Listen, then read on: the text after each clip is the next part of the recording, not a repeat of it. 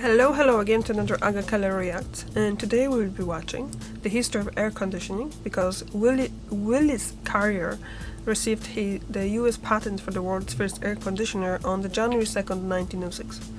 So let's just go into it. Let's learn about the first air conditioner and see how that actually came to, if we can learn. I have a bit trouble finding kind of videos that What is the best blind part reacting, about so Is it enjoying the outdoors while sitting on a boat? Is it eating an ice-cold snow cone? Or is it just taking in the nice summer rays? While being outside during the summer is absolutely wonderful, we would argue the best part of summer is actually when you head back into a nice, cool, air-conditioned home. But in the not-too-distant past, not everyone had the ability to enjoy an air-conditioned home. no, So not just everyone when did still air has. conditioning come around?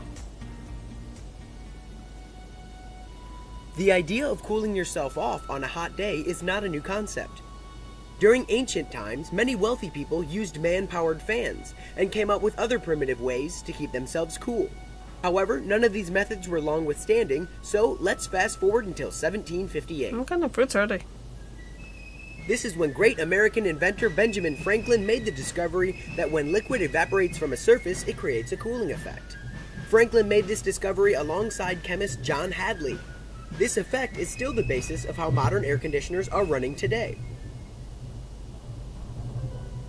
From here we move right along to 1851 when John Gorey, a physician from Florida, created an ice machine that used compression to create ice. Air would then be blown over the ice's surface to create a cooling effect.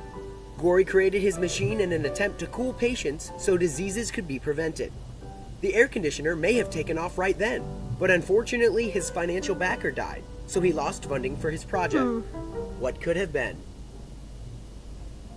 Next, we find ourselves in 1881 and President Garfield had just been shot. In order to keep him comfortable, a device was created that blew air over a wet cloth. While the invention was able to lower the temperature in the room by 20 degrees, it could not save President Garfield, who died just 2 months later. Fast forward to 1902, Willis Carrier created the very first electrical air conditioner for the publishing company he worked for in an effort to control humidity to prevent paper from wrinkling. Carrier's air conditioner blew air over cold coils to cool the air temperature. He quickly realized the value of his machine and later went on to create Carrier Air Conditioning Company of America. Now we move on to 1914 when the term air conditioning becomes coined by Stuart W. Kramer. Kramer created a ventilating device that added moisture into the air in his textile mill and called it air conditioning, which Willis Carrier borrowed when he named his company. Okay. During the same year, air conditioning was added to a home for the very first time.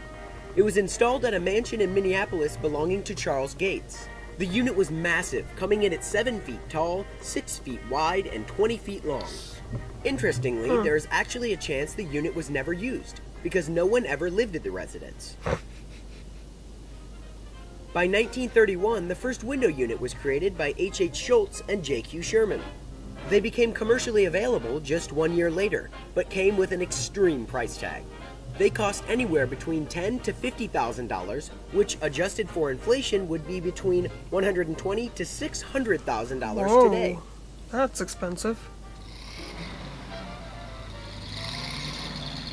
Next, in 1939, Packard rolled out air conditioning in cars. Already 39, huh? However, in order to use the vehicle's air conditioner, its engine needed to be stopped and the owner had to disconnect a compressor belt once they had cooled down.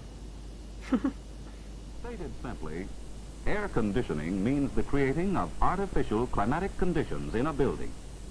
It includes heating, cooling, ventilation, purification, and humidity control. It is a field that is growing and which offers many opportunities for employment. In 1953, due to the post-war economic boom, over 1 million units were sold to homeowners, and by 1965, 10% of homes had air conditioners in them. Visit the store with a blue and white sign, air conditioned by Westinghouse. Here you're sure to be comfortable. Sure, because it's Westinghouse. Say, this is even better than the beach. No sand in your eyes, no scorching sun. And Westinghouse air conditioning removes humidity too, circulates cool and dry fresh air throughout the store. In the 1970s, central air came around and helped to cool homes much more efficiently by utilizing condensers, coils, fans, and ductwork. I cannot live another day without air conditioning. Says tomorrow's gonna be hotter. Hotter? Like yesterday. Yesterday?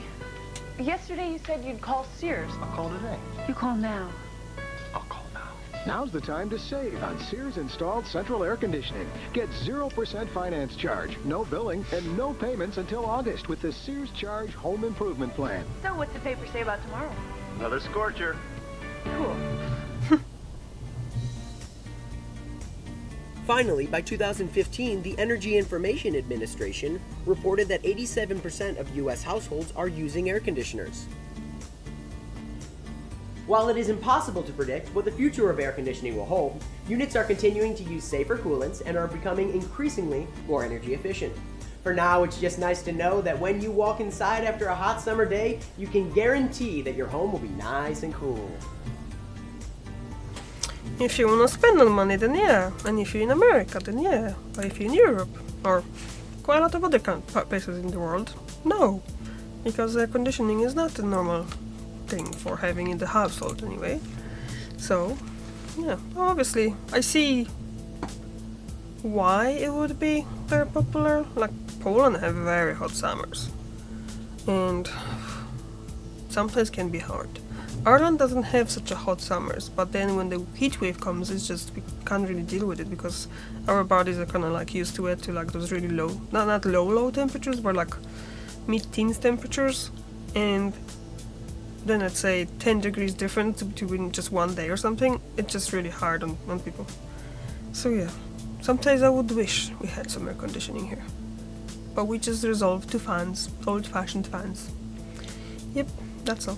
So that was kind of interesting, although I thought that would be more about the actual Willis Carrier, although the title is The History of Air Conditioning, so...